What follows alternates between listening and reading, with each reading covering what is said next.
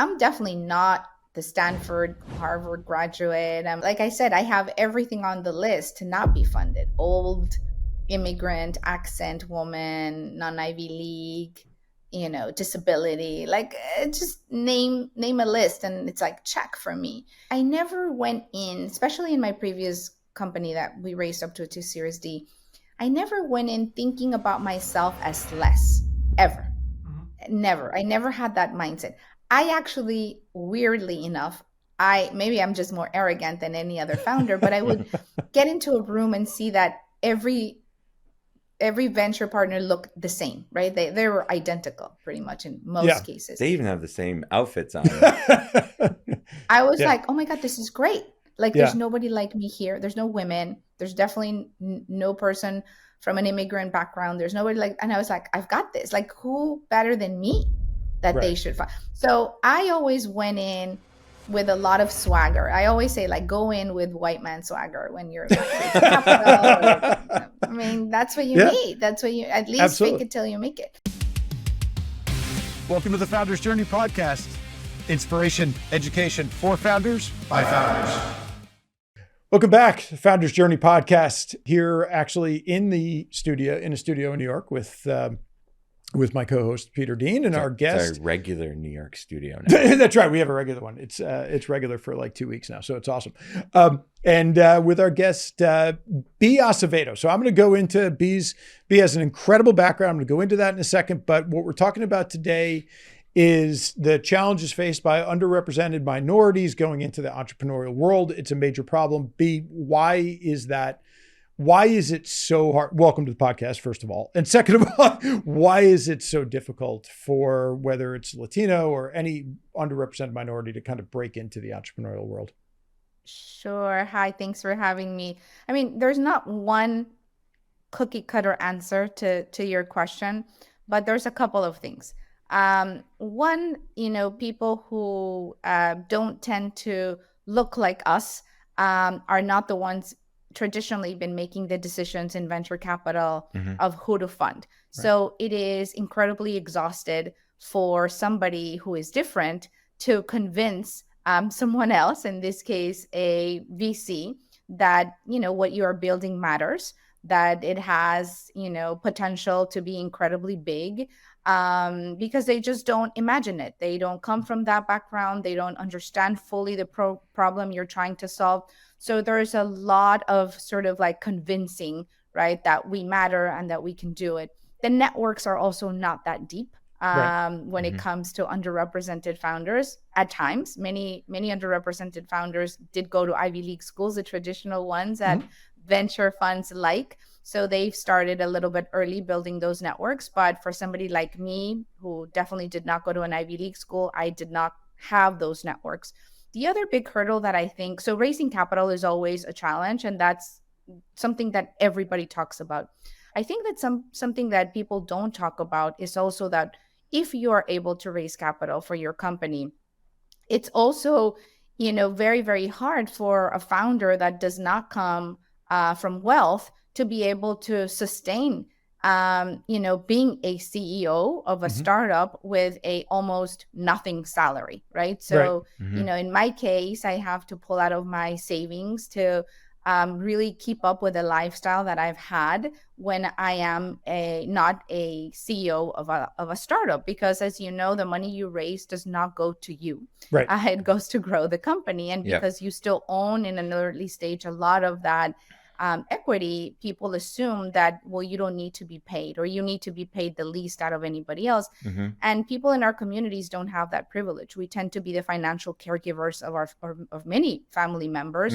So not only can you not afford to work for free, but you have a responsibility to your family. So even if you have those entrepreneurial dreams, even if you're able to get a company off the ground, start growing it, and raise capital, which is 0.02% for Latinas like me that get the funding, then you need to make sure that you have enough capital saved for you to be able to support yourself while you are getting paid very, very little money as a CEO of a startup company. So there's a lot there to unpack. There's a lot of hurdles. So if you make it, you've already, had to come through a lot of obstacles to really be able to be a founder that comes from an underrepresented background. So I'm going to pause you there because what we're talking about, I mean, this is a really important topic. And I think, because the way that entrepreneurship has worked, especially when you're talking about the VC markets, and that's what I do for a living now. And when you get into VC, it becomes this market that is, there are very few founders. If you're coming out of an Ivy League school, like you mentioned, or you're coming out of Stanford, or you're coming out of Harvard, and you're on Sand Hill Road in Silicon Valley or something, you've got, your odds are exponentially higher for being able to raise that. And this is something that Bea knows an awful lot about. She's been a regular commentator on CNN. She's won Emmys. You won an MTV Music Award, which we're going to have to find out. Like, I got to figure out what that's about as well. So this is something that you've devoted your life's work to helping to solve this issue of empowerment for particularly Latinx entrepreneurs, but I think even broader than that. So this is obviously an area that you're probably one of the best in the world to be able to speak about. One of the things, if you look at, and we were talking about this before we actually started recording here, you look at Pitch Deck, which kind of collects information around companies that were funded in 2003. The venture market started to really get harder and harder, right? So startups became harder and harder to get funded. But in the kind of underrepresented entrepreneur category, it effectively went to zero. What is it that makes it? I mean, we talked about the cultural things that make it difficult just in general for founders. What is it about venture and raising money and fundraising and things like that becomes so difficult, where you see those drop? I mean, a drop to zero is crazy, right? Yeah. I mean, it dropped in general, right? Right. So when it's hard for a fund manager to raise capital for their own fund, that money is going to have a trickle down effect to an entrepreneur, of course. And we've seen a lot of fund managers that come from our own communities now that have started funds in the past maybe decade, who they've been very active funding people from our communities. They are like us, they get us, they understand the problems we're solving, and it's been much easier to raise capital, at least in my case, from somebody who understands the problem that I'm solving for. But when they also have a hard time raising from their LPs, then obviously that's going to have an effect. If you're not an underrepresented fund manager, and you also felt the squeeze from the economy in raising your own capital for your own funds, it's normal to think that you're going to default to what is, a little bit more familiar, where you feel like you understand that founder, you understand that problem. It's something that you're like, if I only have a certain amount of capital, I'm going to bet it in something that I feel like, it could be big, right? So I'm going to go back to my default of, let me fund somebody that I'm comfortable with, that I am like them, and that I understand the problem better. It's not necessarily a bias, but it's just comfortable, right? We tend to, as human beings, to feel a little bit more comfortable with people who are like us, and that is just human nature. So that obviously has an effect when it comes to funding. So already the market has been incredibly hard for all kinds of founders. It's dropped for everyone, but certainly for the groups that have more to prove in the eyes of venture funds, already the hurdles were high. Now they just became much higher, right? And you see a lot of founders doing different things and being creative and doing a lot of community rounds, whether it's, crowdfunding, and, especially who have consumer facing brands are like, oh, well, listen, we want our community to have a piece of us and be community owned. And we've seen a lot of success actually around there for founders in our community, at least. And there's a lot of pride in that, right? That your users fully believe in you and they're the ones backing you, even if it's with $100 or $500, but that at scale has let them, survive and raise rounds larger than they thought they could from venture. So I guess, you have both sides where we are so used to having to be creative and scrappy and resourceful in general, because nobody's ever handed anything to us for free or in an easy way. That something like this also, you get that new skill set of, okay, how am I gonna keep this alive? How am I gonna keep growing? And I have the most faith in founders from my community, particularly Latinas. I would always place my bets on them. As an angel investor, I do all the time. What was the passion that led you to kind of do this? What was the beginning story that created that passion for you to help these people? Yeah, so I never had any passion or dreams of becoming an entrepreneur. I was fired from my job after winning my 3 Emmys and my MTV award. And I just could not believe it. I was like, how is it that my shows have the highest ratings? I started in media, my career in radio when I was 8. And by the time I was in my early 20s, I had won these awards. I lived in Mexico City and I worked for the only network that existed at the time. And it's a very long story on how this happened. But if you saw like Bombshell, the movie, it's just very similar to that. And I thought, wow, I never saw it coming. I just thought I'll be in this network forever. I'm sort of like the golden child. And I wasn't. So I had to think fast on my feet, just like these founders now, need to find a solution. So at that moment, I thought, well, I had nothing else but to start my own company, quote unquote, in my apartment in Mexico City. And I became, you become an entrepreneur by choice or by necessity. I am an entrepreneur by necessity. So I started a company, on my own, and I had to learn everything about business, which I had no idea about. And that's just how my life started, being an entrepreneur. And I never went back. I loved it, and I loved building new things, and I have that, joy. So I'm grateful for that TV executive who fired me. But at the moment, you feel like your life is gonna absolutely end. So yeah.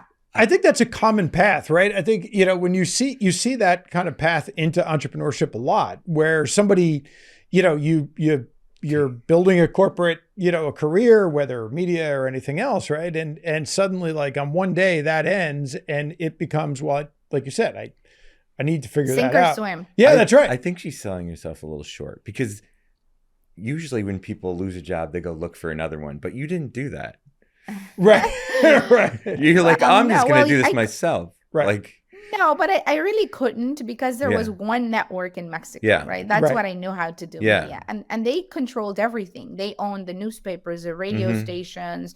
So it's like, that's it. That's it for your career, at least in that area, right? So I thought, it was also, again, I've had a lot of luck and a lot of privilege in my life. It was also the time where, you have to be at the right time at the right place. And I certainly was. It was the time when the US was launching a lot of different cable networks into Latin America. And they needed a lot of content, and they had no independent producers because every country controlled all media. It was a thing, like one family would own everything in each country. So when the US starting to launch their signals into Latin America, they're like, oh my God, there's no culture of independent producers. Who can I buy from? So that was a perfect moment for me where I was like, raising my hand. Hi, I have 3 Emmys and an MTV award. I could be that producer. So quickly, set up my production company on paper, like I said, in my apartment. And it was a company of one. And that launched my career as an entrepreneur, doing content. And then eventually I moved to the US, and another big opportunity came up. It was the age of digital, where nobody really knew what to make of that. It was like the early YouTube days. Facebook didn't even have video at the time. And seeing what was happening when people were aggregating sort of like all these different influencers who had different skill sets, whether it was gaming or beauty, or we thought, oh, wow, it's crazy that there's nothing for Latinos. And, we are the ones consuming the most digitally.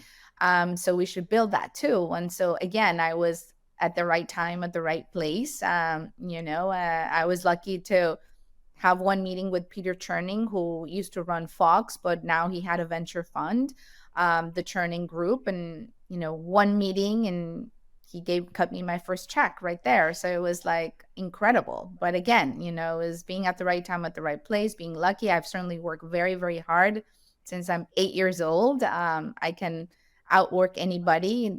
I'm not proud of that in my 50s. I should kind of take it a bit easier. Yeah, join the club. Yeah.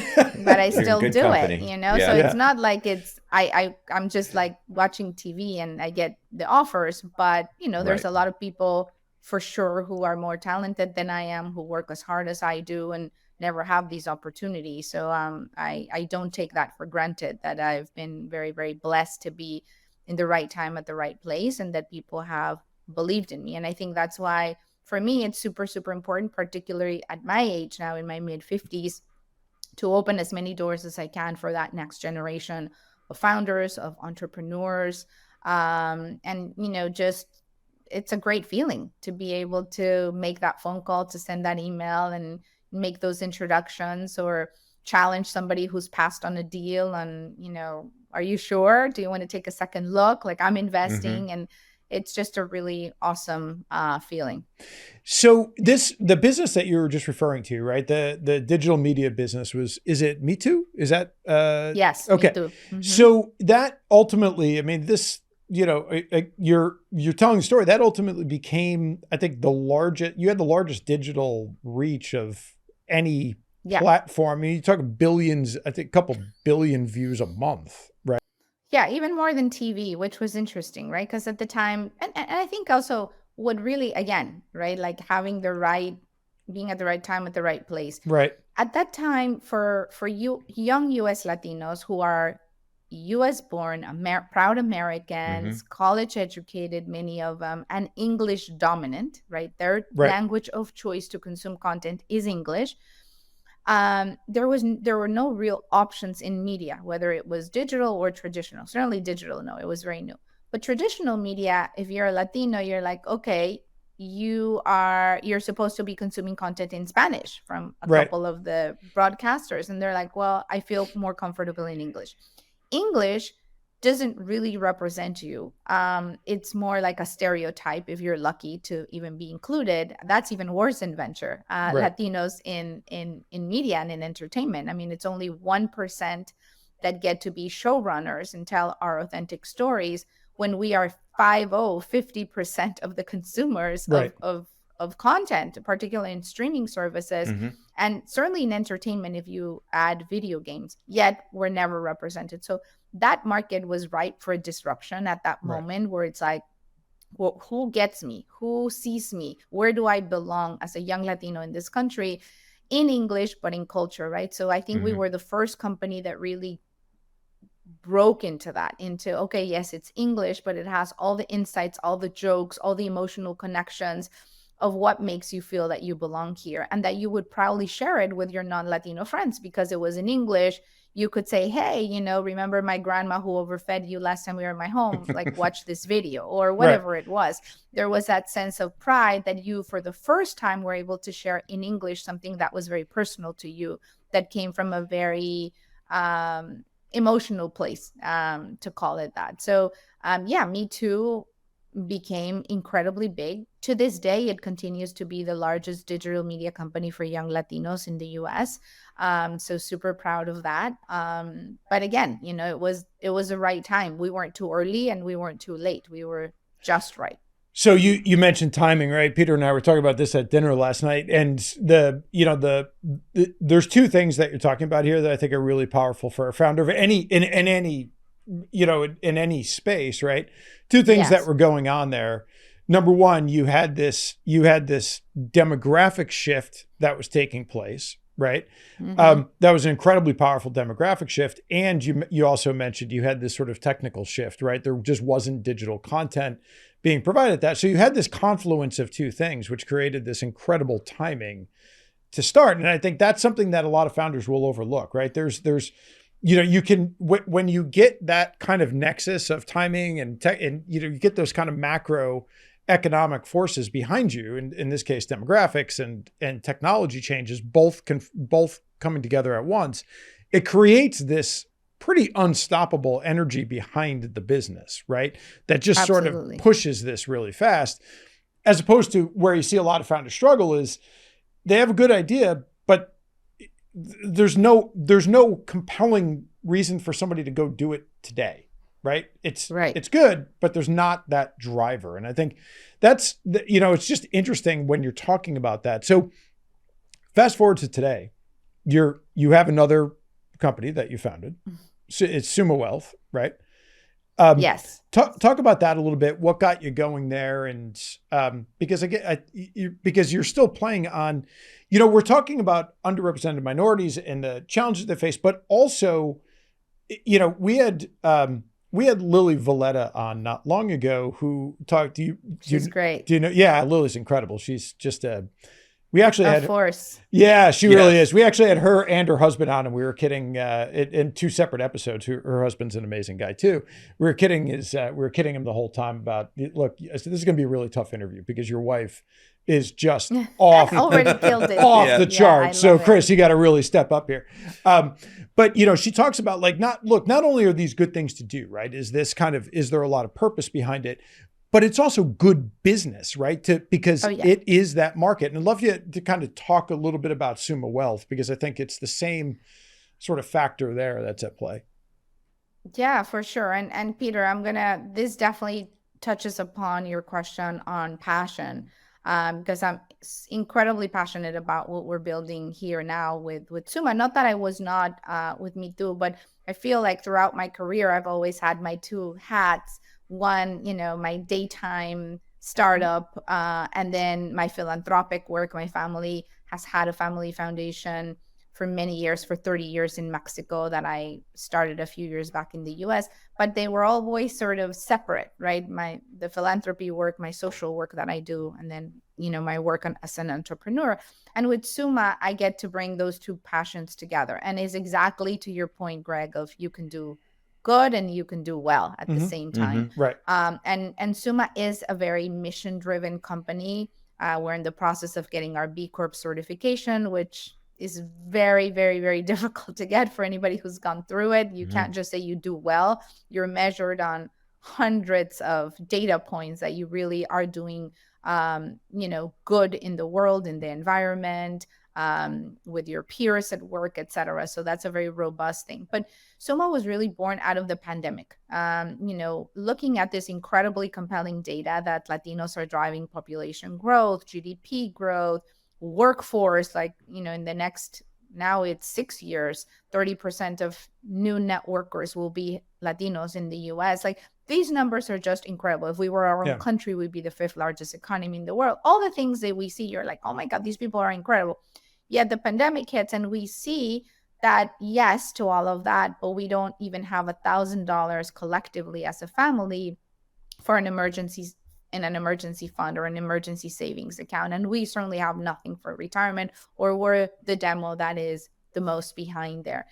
And that's just very, eye-opening. Right. How could it be that we are the ones who spend the most, yet save or invest the least, right? There's something really wrong here. And I kept looking to see if somebody would, explain with a funny meme what PPP was or what furlough was for people to understand. And I just couldn't find it. I'm like, is there anywhere that really shows you how finance works in an easy way? That I just wanted people from my community to point to.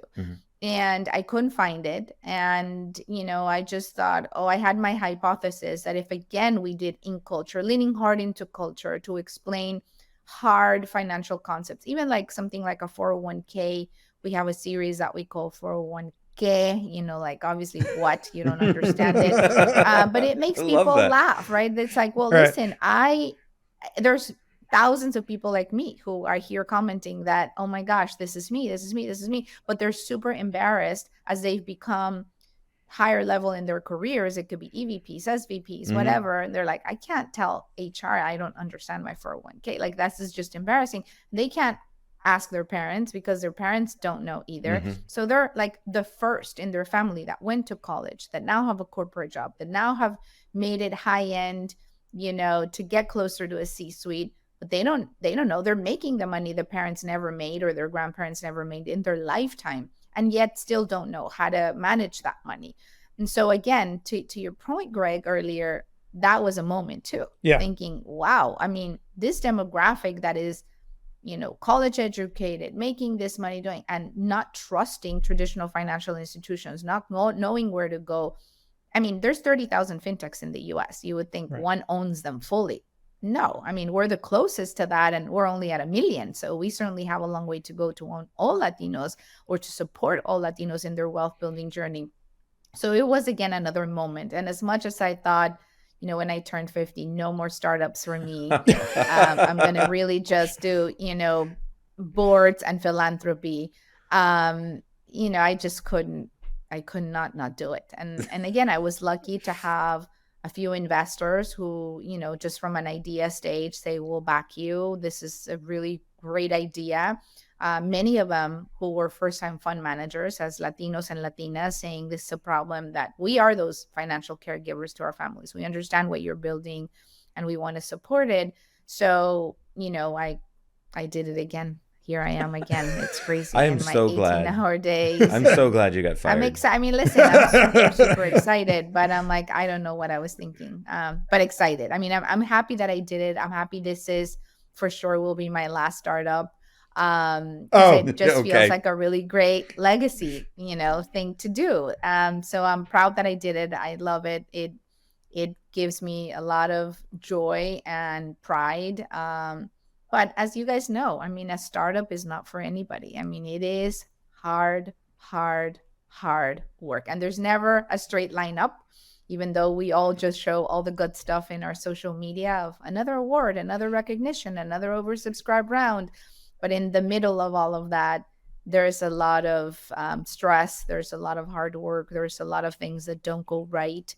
But, just you're built that way, I guess, for that thrill, for that adrenaline. Founders Journey podcast is brought to you by the Founders Collective. As fellow entrepreneurs, we all know the highs and lows. That's what we're talking about with B, and we'll continue to talk about. And that's really what the Founders Collective is about. It's world-class coaching at scale for a global founder community. It's bringing strategic planning for your teams and really connecting you with that vibrant kind of global community of founders who are going through the exact same challenges that you are. Together, really, our goal is to really help supercharge that path, make it a little bit easier for you, make it a little bit more fun. So check out thefounderscollective.com, www.thefounderscollective.com. Well, I'm glad that you got fired, because that was the best thing that could have happened to the world.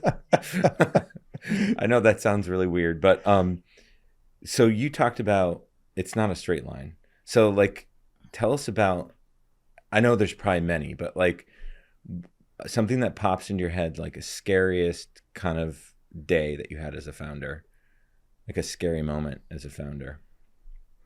Oh my God. Nobody's ever asked me this. I mean, there's so many that you're like, I mean, I would, right. I think, there are so many. I mean, one of my first very scary moments was just not knowing, right? And now I love that, even hearing this Founders Collective where you can get knowledge, but I didn't come from any venture-backed background. So I remember when I met with Peter Chernin, and it was my first investor meeting, and I had met him before at Fox as a producer, but that I felt like I really knew my skill. But raising venture capital, I remember he asked me, so are you raising a Series A? And I thought, well, I had no idea what a Series A was. But in my mind, I thought, well, what could possibly come before A? So I was like, yes. And as you know, you say, yeah, I challenge so many founders now when they're like, I'm raising a seed round. And I'm like, why don't you raise a pre-seed round? I don't know why you're going to go straight to a seed. There's so many less expectations of you when you raise a pre-seed, right? Yeah. It's all about you, the founder, the idea, the vision, seed, you need a lot of traction that you don't have yet. Why would you call it a seed? Right. Imagine me calling it a Series A. It's you're just setting yourself up to it's not a fully thing. fail here. It's what? Right. Oh my God, what an idiot I was. And yeah, I mean, I said yes, which that set us up like to always be behind, behind Right. every metric of, because we're like, oh, now a B, and the B should have been a seed, Right. my A should have been a pre-seed. Yeah. So I think like one of the scariest moments is just not knowing, and like just saying something that you don't understand, and then that sets you up for like always catching up, right? Like our series D should have probably been a B. And so I think that's I mean, I think also things that keep you up at night is always that, are you going to run out of capital, and are you going to take money from somebody that you should not? And Right. I talk a lot about this, particularly to female founders, like also, do your own diligence on who these investors are. And I understand there are days when you're like, oh my God, like we just need to take this capital to survive. And I would say one of the scariest moments is saying no to a funder where you absolutely desperately need the capital to survive, but taking it is going to come with a really high price. Have you done that? Have you done that before? Oh yeah. You have? I never did it. I never did it at Me Too. Never. Okay. Me Too for me was like trick or treating. I felt so grateful that people would just hand me checks like if it was candy. I was like, thank you, collecting in my little bucket. I was just grateful. But I learned a lot that not all money is the same, that not all investors are the same. I learned a lot from people who, when things are going great, what that personality and what that support is, and when they're not, what it's not, and how they react, and those board meetings that could be really brutal. So I vowed to never again. But in those moments when you look at your bank account and you see, oh my God, I really need this check, like I can't say no.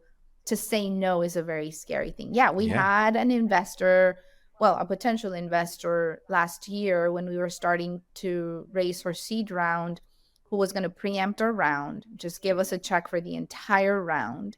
And that was like such an easy check, especially when you say, obviously, everything you hear is money's dried up, like there's no money. So take that $1 million check and be happy with it. Right. And we said no, and it was hard. It was easy to say no because we felt it wasn't the right fit for us, but it's hard because you're like, okay, like you're really potentially risking the company, right? Yeah. So those are really hard, scary decisions to make. But I feel like, at least you have to go in your eyes wide open. Somebody was doing diligence on somebody, and I thought, listen, I've told you everything I know.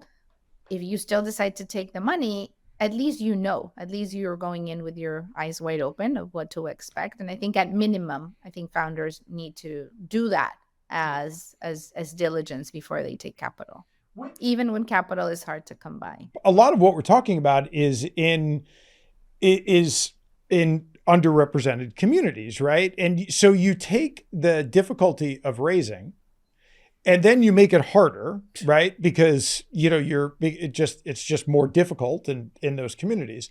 If you're walking down, if you're that sort of pedigreed founder, like we're talking about, not there's anything wrong graduating Ivy League and doing the kind of traditional Silicon Valley VC, that's fine. But understand, like it is a lot easier to turn down that check when you're going to next door get other options. Right. There's another VC that's going to do that same thing. It's a totally different thing when there may not be another check, right? How do you help a founder get their head around that, right? Because it's a hard decision to make. You're betting the company. It's a very hard decision, and it's a very personal decision. You can't just tell a founder, oh, don't take the capital, and what if there's no money around the corner? Yeah. Like you need to know, would you be willing to shut down the company for now? No, then take the money. And and then be prepared for what's going to come for, whatever it is that, might be a red flag to you at that moment.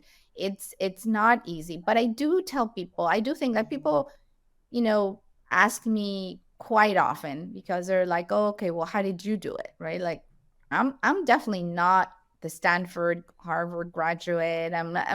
So like I said, I have everything on the list to not be funded. Old, immigrant, accent woman, non-Ivy League, disability, like just name a list, and it's like check for me.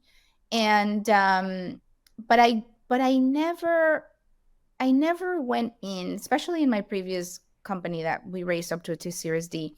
I never went in thinking about myself as less, ever. Never. I never had that mindset.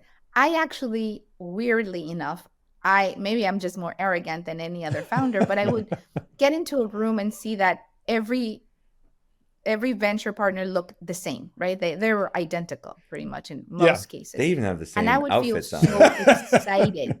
I was like, oh my God, this is great. Like there's nobody like me here. There's no women. There's definitely no person from an immigrant background. There's nobody like, and I was like, I've got this. Like, who better than me that they should find? So I always went in with a lot of swagger. I always say, like, go in with white man swagger when you're I mean, that's what you need. That's what you at least fake it till you make it. Yep. And I do think that mindset is definitely, because if you already thinking, oh my God, I'm the only woman here. Oh my God, I'm the only person of color. Oh my God, I'm the only so-and-so. Oh my God, you start to feel little, smaller. Like that definitely does something to your psyche, to your brain. I didn't know the data when I raised I didn't know what a Series A was. Forget about the data. Yeah. Going into this company, I definitely knew the data, right? I've been to enough conferences. I've sat in enough panels. I'm like, oh my God, this is terrible. So I was a little less white man swagger with this company.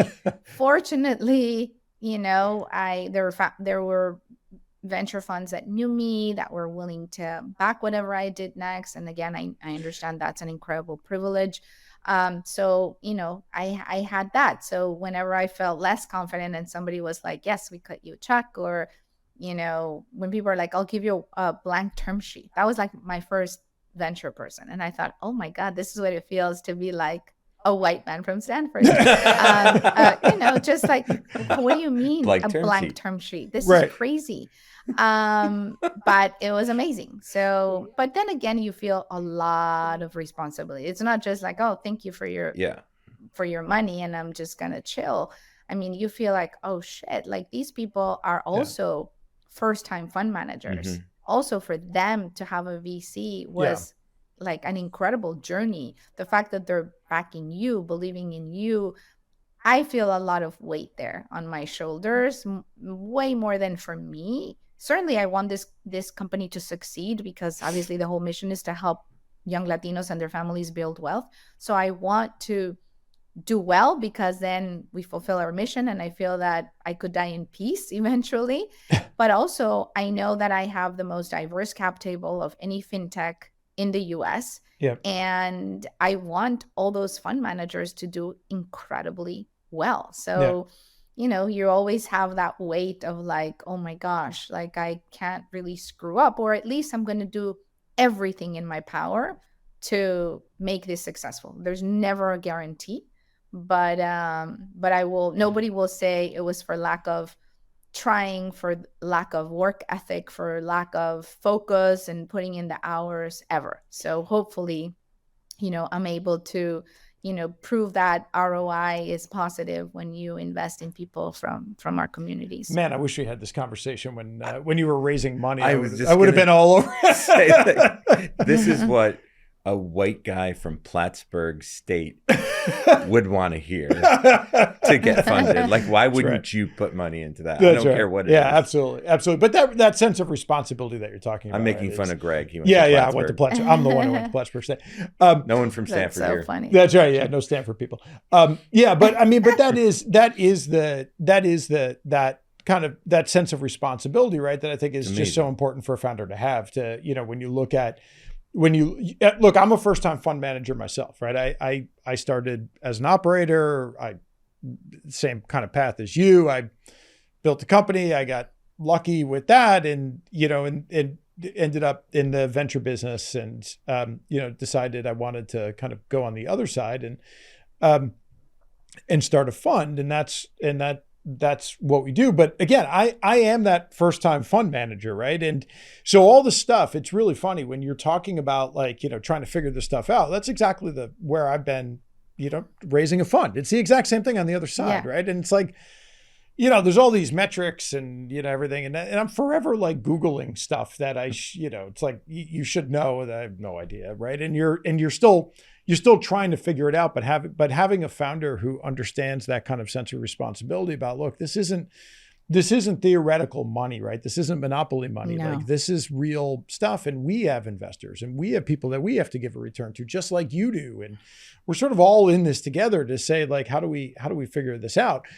But unfortunately, not every investor is like that, right? And you do get the investors on the other side who do treat it like monopoly money, right? That aren't there. And I love what you said about, like, when the dark days hit, you're going to find out real quick who is on the other side of that table, right? You're going to find out real quick the quality of the investor that you're dealing with. And like you, I've learned some hard lessons about what that looks like. Yeah, we all do.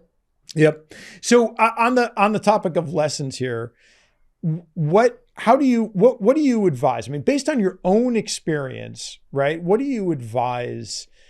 Kind of the top 3 pieces of advice you'd give to, say, a Latino founder. They want to get something going today. What are the top, and forget the business itself, but what are the top 3 pieces of advice you'd give that person to kind of help them through the beginning of that journey? Yeah, I would say for Latino and non-Latino founders, I don't think there's any difference. I mean, for a Latino founder, obviously, I think people don't tend to give enough attention to like leaning hard into culture, into anything that you're building. So I think that's really important, because that's going to make you very, very different, and to be able to stand out from anything else that you're building.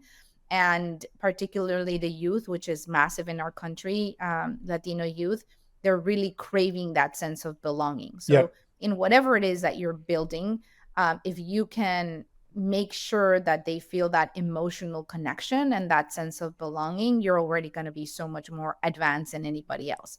For every founder, including Latinos, I would say, going back to you, Peter, like, you have to have a passion for what you're doing. I mean, this shit's really, really hard. Like, it's not said. A joke.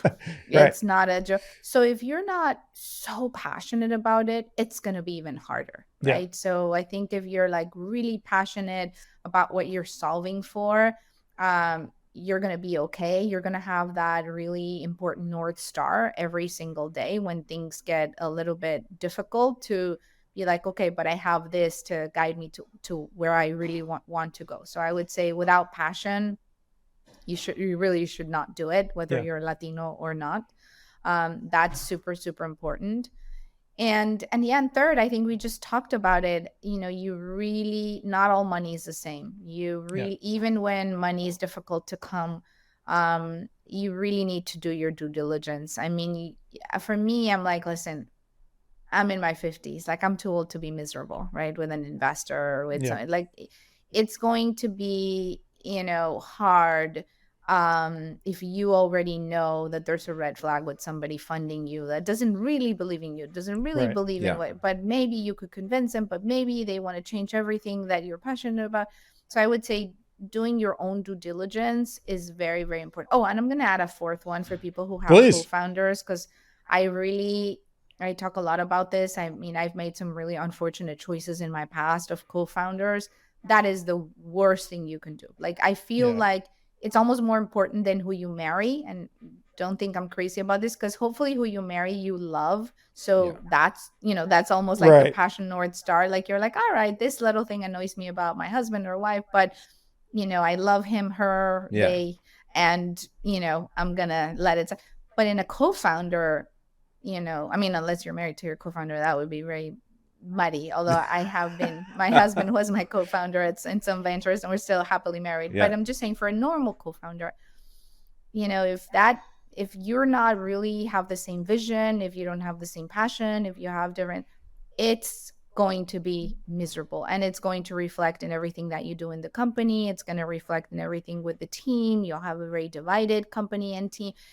That is something that I can't stress enough, between, diligence on investors and really thinking long and hard about who your co-founder will be, because Mhm. that is a very, very critical and important decision that can make you or break you. I think it's a great piece of advice. And to end there, just in 30 seconds before we wrap here, and I love to sort of end with this question, who has had the greatest influence on your career as a founder and as an entrepreneur?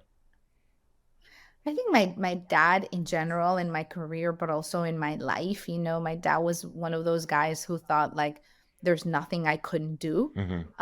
So when you have that since the day you're born, like you could be anything, you can do anything. I think he's the original person who instilled in me that white man swagger, even though I was a short border girl from Tijuana, Mexico. I'm going to start using that line, by the way. As a white guy, I'm actually going to refer to my own white guy swagger. That's right. No, stand for white guys. It's important. We need to model after that for sure. Absolutely. Well, this was a lot of fun. If somebody wants to connect with you, it's the best way to do it. How do they find out more information on Summa Wealth and what you're doing there? Yeah. So Summa Wealth, we have our website, which is summawealth.com. Super easy.